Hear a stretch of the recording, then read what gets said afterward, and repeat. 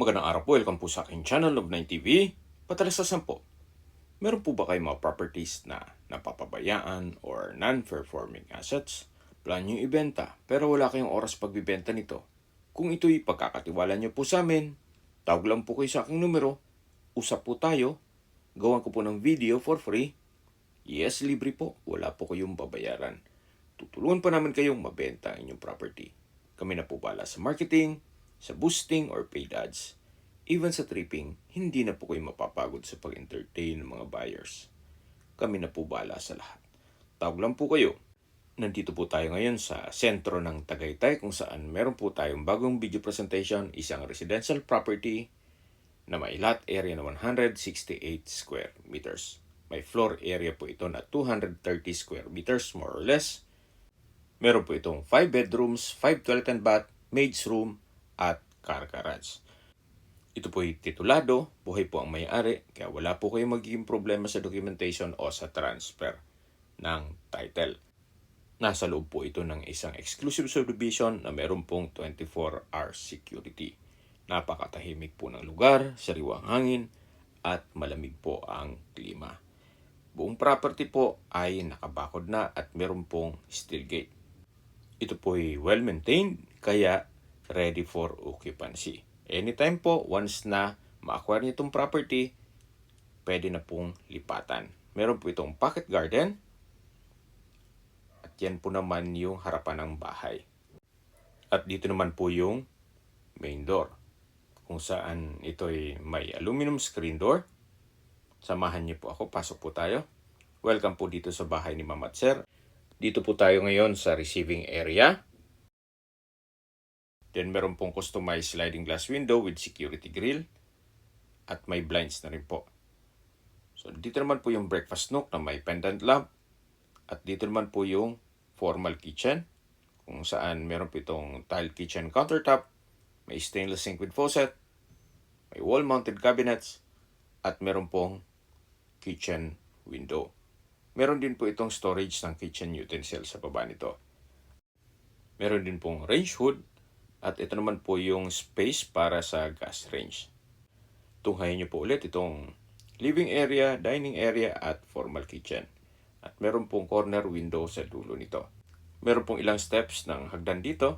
At ito po yung powder room. From floor to ceiling po ang tile bathroom wall.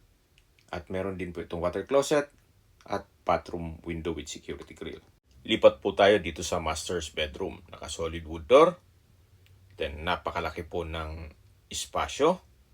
Meron po itong mga customized sliding glass windows with security grill at may blinds na rin. Tungkol po naman sa mga kagamitan o furnishings, hindi po lahat kasama.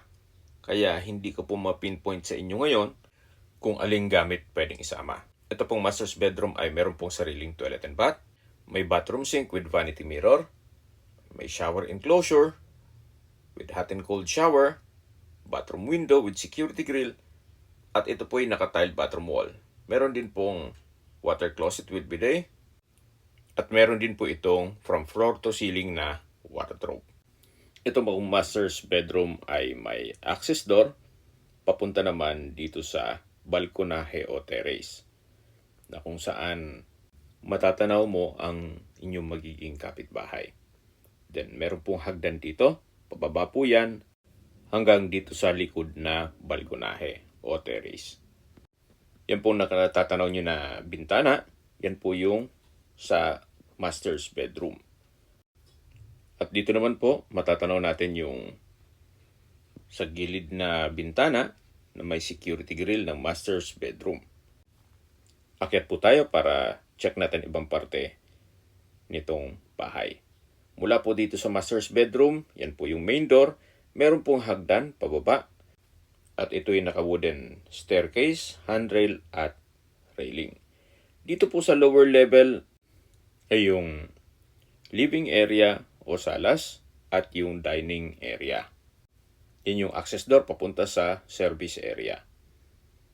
Dito po ay malaki din ang mga sliding glass windows. Maayos ang pintura ng ceiling at wall. Naka-tile flooring, at malaki naman po ang espasyo nito. So Yan po, tunghen nyo po itong napakalaking living area na pwede na rin gawing family area. At meron po itong natural ventilation sa likod nito. Meron din pong indoor plants at brickstone design naman itong walling. Balik po ulit tayo dito sa living area. Ulitin ko po, hindi po lahat ng gamit ay kasama. So, ilan lang dyan ang matitira. So, depende po sa pakikiusap ninyo kay owner. Dito naman po ay merong understair storage. Ito naman po yung tinutukoy ko kanina na access door papunta dito sa dirty kitchen at service area. Meron po itong wall-mounted cabinet. Then, meron pong stainless sink with faucet. Dito naman po yung maid's quarter. Meron din po silang sariling toilet and bath, kung saan ito ay naka-tiled bathroom wall, at maayos naman ang toilet fixtures ito. Mula po dito sa living area, meron pong ilang steps ng stairs dito na papunta naman sa mga kwarto. Ito po yung hallway. At check natin itong isang kwarto kung saan malaki naman ang spasyo nito. Meron pong dalawang sliding glass window, may blinds, at may window type aircon. Yan pong window type aircon ay halos bago pa po. Hindi pa po yan nagagamit. Kaya po nasabi ko tungkol sa kagamitan, pwede naman natin pakiusapan si owner. Meron din po itong sariling toilet and bath na may wardrobe from floor to ceiling po yan. At maayos naman ang toilet fixtures nito. Lipat po tayo dito sa kabilang kwarto. Meron po itong malaking sliding glass window with security grill, may blinds, may double deck, maayos din ang pintura ng ceiling at wall, naka-tiled flooring, at meron pong sariling toilet and bath. From floor to ceiling po ang tiled bathroom wall, maayos ang toilet fixtures, may shower enclosure, may wall-mounted rack, at meron pong from floor to ceiling na wardrobe. Dito po sa shower enclosure ay may hot and cold shower at may bathroom window. Labas po tayo. So, nandito na po tayo sa driveway. Ang garahe po, pwede pong hanggang sa dulo. Kung mga sedan lang naman o compact car, kakasya po hanggang dito. Ito po yung sliding glass door na may security grill na papunta sa living area. At dito naman po may hagdan na papunta naman sa basement. Dito po sa basement ay napakalaki pa ng espasyo. Kaya nagawan pa nila ng 2 kwarto. Hanggang sa dulo po yan. Then meron pong pocket garden, may water tank. Yan po yung perimeter fence o concrete fence. At yan po yung common toilet and bath. Itong 2 kwarto. Sa espasyo po, sakto lang. Hindi naman siya ganun kaliit at hindi naman ganun kalaki. Halos same size lang po nung kwarto dun sa kabila. Hindi lang natin mapasok gawa ng may mga personal na gamit si owner. Kung sakali pong malaking pamilya kayo, pwede na po ito sa inyo. Gawa ng napakarami ng kwarto dito. Yan po, akyat po ulit tayo. At habang pinagmamasdan nyo po itong buong kabahayan, pag-usapan na natin ang distance, location at travel time. Mula po sa Ayala Mall, Sirin,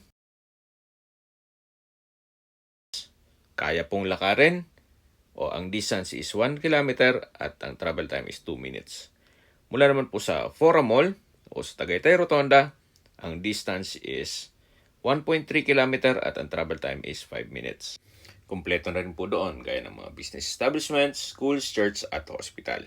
Yan po yung lagi kong binabanggit sa inyo na dapat nyo i-consider sa paghanap ng property yung meron pong malapit na hospital. Hindi ko naman po sinasabing sakitin kayo. Yan naman po ay for emergency purpose lang naman. At mula naman po sa Manila o sa airport, ang distance is 60.40 kilometers at ang travel time is 1 hour and 29 minutes. Okay, sa presyo na po tayo. Binebenta po ito ni owner sa halagang 10 million pesos net. Ibig pong sabihin, si buyer na po ang sasagot sa lahat ng taxes at expenses with regards to documentation. Kung may mga katanungan po kayo or gusto magpaset ng tripping dito sa property ito, tawag lang po kayo sa aking numero. At sa mga kababayan naman natin nasa ibang bansa, meron po akong Telegram. Sa mga iPhone user naman, may iMessage. Meron din pong Imo, Skype, Viber at WhatsApp. Same number lang po, 0917-316-33 Sa mga nagtatanong naman po ng aming Facebook, meron po aming Facebook page na Nanob9 TV at Facebook Reels Video. Meron din pong TikTok at Instagram. Meron din po kami ibang YouTube channel na Nanob9 TV channel at AC Listings. Sana po naibigyan yung aming video presentation. Paki-like and subscribe na lang po sa aking channel para ma-update din po kayo sa aking future listings. Kung sakali po hanap nyo yung mas malaking sukat ng lupa, meron din po kami ibang listings na pwede nyong pagpilian. Huwag po kayong mag-atubiling tumawag sa amin, then let us know your budget para malaman namin kung anong property pwede namin i-alok sa inyo. Sa lahat pong viewer, subscriber at nagtiwala po sa amin, salamat po sa suporta. Ingat po kayo lagi at yung pamilya. Maraming salamat po.